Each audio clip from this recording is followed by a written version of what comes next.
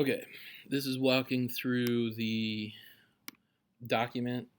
I wanted a one sort of a one document that is a one place that you can go to do work when you do writing.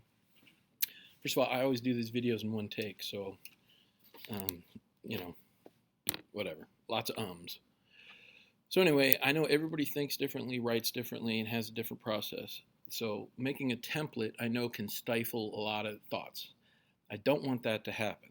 So the most important thing on this document is that there's place for you to think early, often, and rethink. So if we hadn't explained this yet, you're going to be writing about analysis of a life of a celebrity. This is only 3 body paragraphs. We're not going to write an intro or conclusion paragraph yet. We may later. Um, but the key is every sentence of the 3 body paragraphs is going to have a purpose. So let me say what those purposes are later, but we just want to start gathering information. So really quickly, the most important thing about the celebrity, you got to pick somebody that is so well known that it's hard to find the human being, that they sort of represent an idea. You know, I gave some examples right there. We don't want to pick somebody that you already like, or just because you like them. Because this is a diagnosis. It's not a praise paper. You cannot just merely praise them. That can't, you can't say they had a tough upbringing. They overcame these obstacles, and that's what made them who they are today. That I just there's it won't go. What you need to say is, early on they identified some lack in their life, either knowingly or unknowingly, or consciously, subconsciously. They knew there was some missing part, and then there was this relentless drive.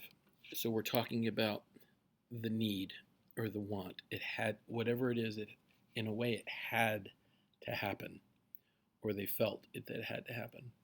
So don't just do rich for famous. Lots of people can be plenty happy without a lot of money. So it can't just be that simple.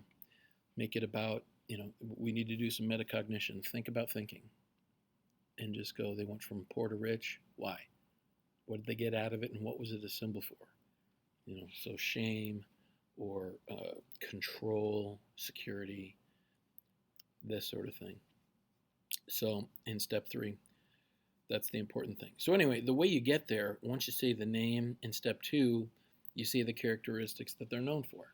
So Walt Disney is known for a safe childhood, or safe place for a kid to be a kid and all that stuff. A world where the kid's in charge, and everything's special and full of imagination and all that stuff.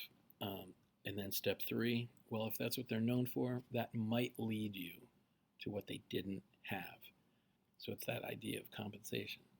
That didn't have this, I need to get it, I'm going to pursue it. I'm going to prove to myself or prove to other people, whatever it is.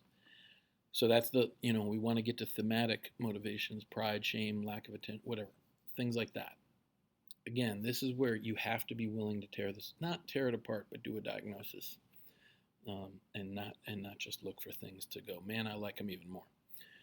Next, over the next few pages is going to be a place for the source material and what you think. So there's the steps here. I'm not going to read them. I'm going to show you an example.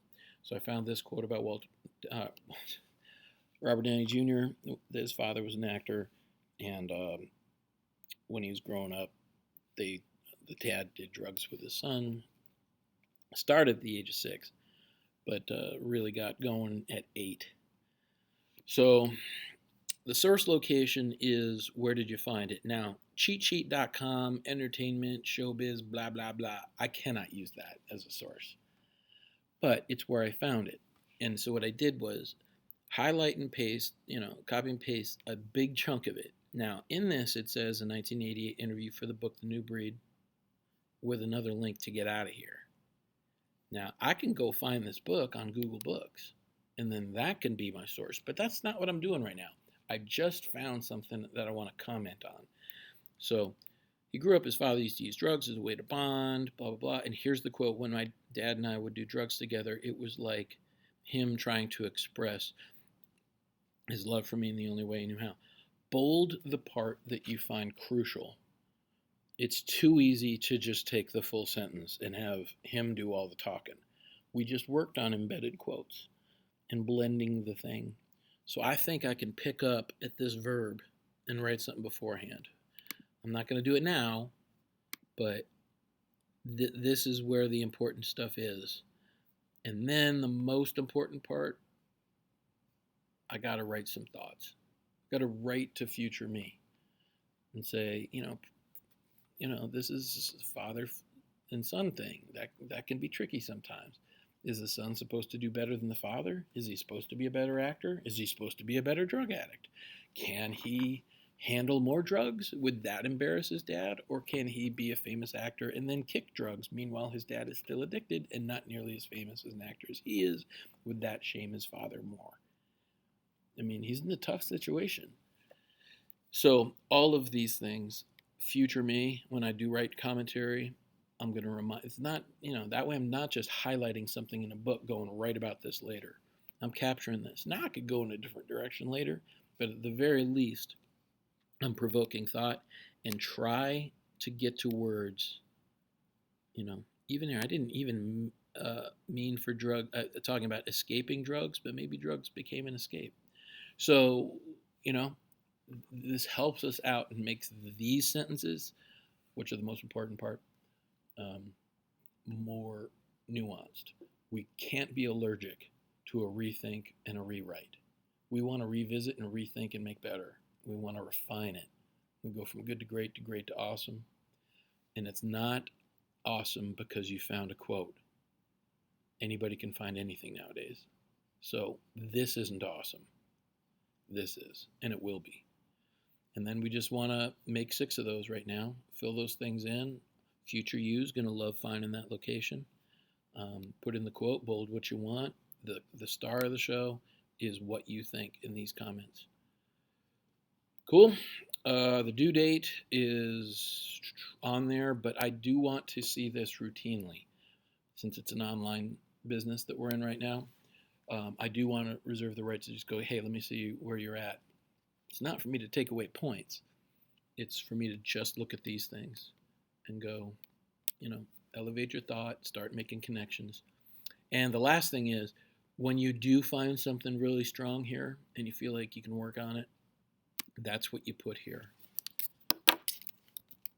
Shame versus pride. Father from son to father, or something like that. You know what I mean? That's almost too much. Shame versus pride. Is proud of his father, but there's shame embedded in that. It's always flip the coin over. On the other side of pride is shame. So, and that will now make sure that I'm thinking in a thematic way. Cool. All right, that's a lot of rambling. Sorry, this is taken in one take, but you get what you pay for.